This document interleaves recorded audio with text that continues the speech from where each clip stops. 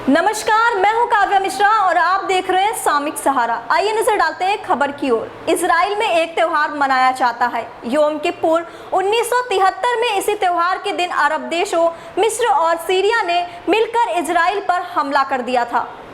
त्योहार के दिन हुए इस हमले के इजराइल तैयार नहीं था। शुरुआत में तो उसे नुकसान पहुंचा, लेकिन बाद में इजराइल ने इन देशों में घुसकर उनसे जंग की कीमत वसूल की।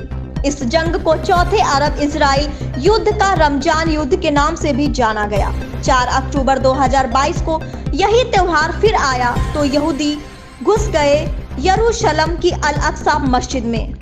पुलिस की देखरेख में कुल 468 यहूदियों ने इस मस्जिद में कदम रखा और त्योहार मनाया। 6020 स्क्वायर किलोमीटर वाले फलिस्तान में 36 एकड़ की ये मस्जिद क्यों संघर्ष का आंकड़ा बनी रहती है। अल अक्सा मस्जिद का सुनहरा गुंबद जितना आकर्षक है, उतने ही दर्दनाक इससे जुड़े विवाद हैं। आज का दिन इस मस्जिद के लिए भी अहम है, क्योंकि साल 2000 में इजरायली पुलिस ने अल अक्सा मस्जिद में जबरन प्रवेश किया था, जिसके बाद हिंसा का तांडव शुरू हो गया था।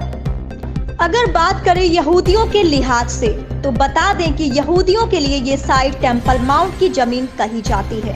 वे मानते हैं कि कभी यहाँ पर यहूदियों के 2 प्राचीन मंदिर मौजूद रहे हैं। पहला राजा सुलेमान द्वारा निर्मित मंदिर, जिसे बेबीलोनियों ने नष्ट कर दिया था, और दूसरा मंदिर रोमानों द्वारा नष्ट कर दिया गया। फिलिस्तीनी विरोध का प्रतीक क्यों बनी मस्जिद? फिलिस्तीनियों के लिए अल अक्सा एक धार्मिक जगह से बढ़कर है, और यह एक सांस्कृतिक जीवन का केंद्र है, जहां वे जश्न मनाने और शोक मनाने के लिए पहुंचते हैं। कई फिलिस्तीनी अक्सर मस्जिद का दौरा करते हैं। इनमें ज्यादातर युवा होते हैं और उनके लिए अल अक्सा में एक तरह से देश की छवि दिखाई देती है।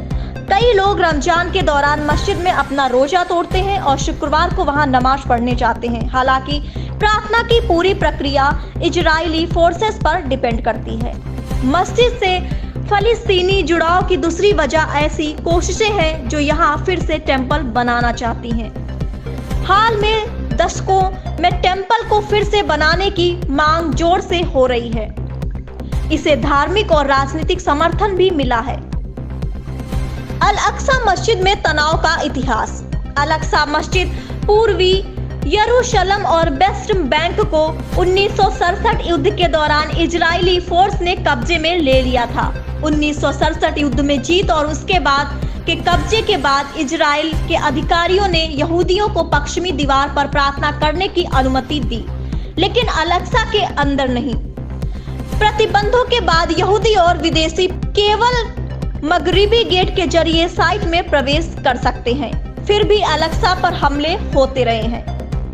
1988 में पहली फिलिस्तीनी इंतिफादा प्रदर्शन के दौरान इजरायली सेना ने मुस्लिम उपासकों पर हमला किया, जो ऑफ द रॉक के बाहर आंगन में मौजूद थे। आंसू गैस और रबर स्टील की गोलियों का इस्तेमाल किया गया। इसमें कई लोग घायल हुए। सबसे बड़ी घटनाओं में से एक सितंबर 2000 में हुई, जब इजराइल के विपक्षी नेता एरियल शेरोन ने अल अक्सा का दौरा किया। तब भारी हथियारों से लैस इजरायली सैनिक यहां तैनात किए गए थे।